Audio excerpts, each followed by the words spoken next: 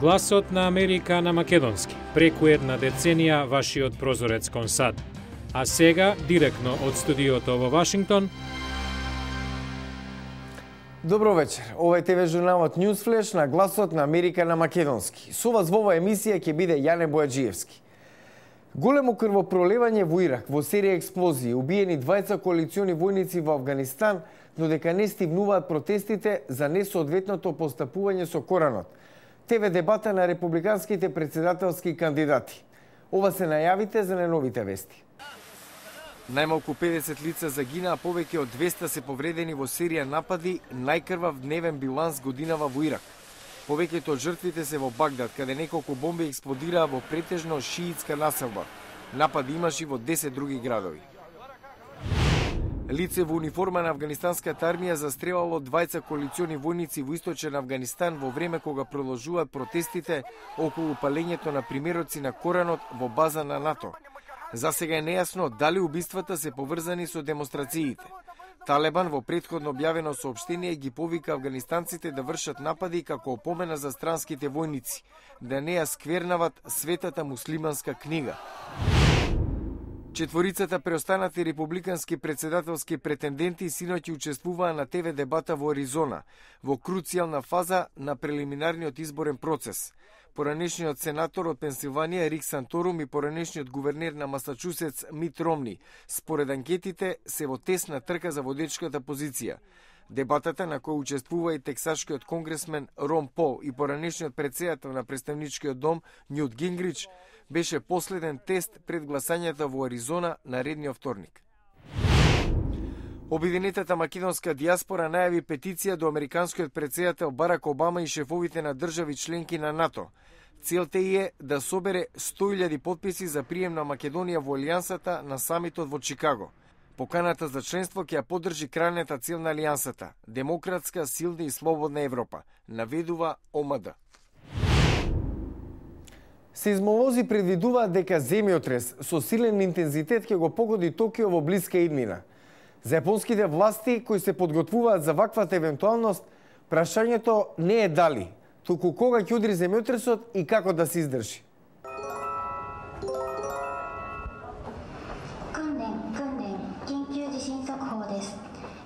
Знак за тревога во владин објект. Вработените бараат за солниште. Ширум Токио жителите ги увежбуваат процедурите во случај на земјотрес. Јапонските научници сметаат дека шансите силен земјотрес да го погоди Токио се зголемиле по потресот и цунамито минатиот март во северниот дел на земјата. Ова е Шиничи Сакаи од Институтот за земјотресни истражувања на Универзитетот на Токио.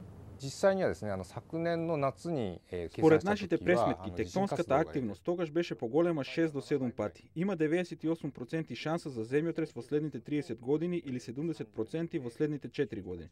Земјотрес од 7,3 степени во Токио би зел 11.000 жртви, а би срамнил 850.000 згради, предвидуваат властите. Во корпорацијата Шимицу во Токио, научниците истражуваат нови технологии на заштита. Гумени амортизери под столбовите, што, како што покажува оваа снимка од минатиот земјотрес, се мощно ефикасни, потоа така наречени височки згради околу централен столб, што го абсорбира потресот, или пак згради делумно изградени на вода.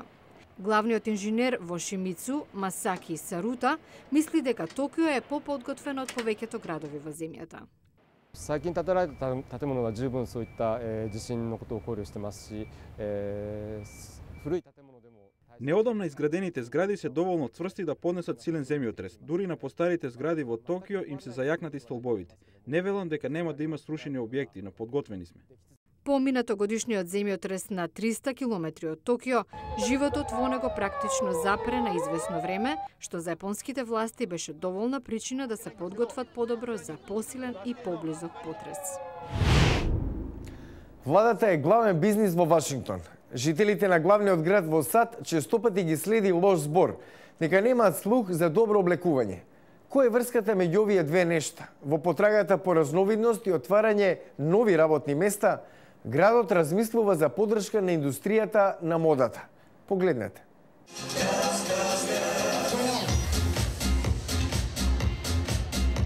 Гинет Парсел од секогаш ја сакала модата, но не се занимавала професионално со неа се до неодамна. I'm an attorney. I was a practicing Работев attorney како by адвокат, trade, речиси for 13 години. almost 13 years.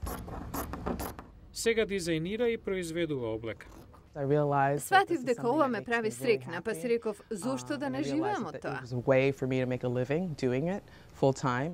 Парсел е автор на модната линија Мавен.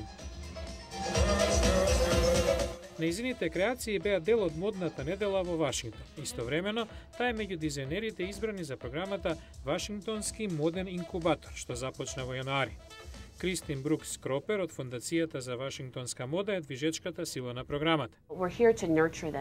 Да ги мотивираме и да им бидеме ментори, за да успеат на пазарот. So I thought, you do a simple dress underneath.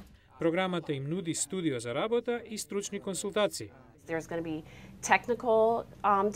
Имаме ментори од областа на финансиите кои помагаат од изработката на бизнис планот, маркетингот, заштитниот знак, па се до рекламирањето на новите медиуми.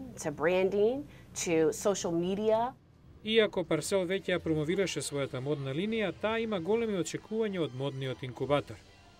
I think the next logical step for fashion in DC is Мислам дека логичен следен чекор за модната индустрија во Вашингтон е да го покаже локалниот дизајн како нешто што е сериозно, легитимно.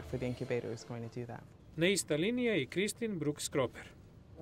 Се залагаме за поголемо производство за да покажеме дека навистина има модна индустрија во Вашингтон. Неодамнешна анкета покажа дека жителите на Вашингтон трошат речиси двојно повеќе од просечниот американец на облека и чевли. Барем на некои им е битно како изгледаат. Неколку јавни и приватни организации работат заедно да им помогнат на војните ветерани кои станале бездомници. Не пропуштајте утрешната емисија. Утре во Newsflash, само во Њујорк 2000. На времето во првите борбени редови, сега без покрив на главата. Гледајте утре во Newsflash.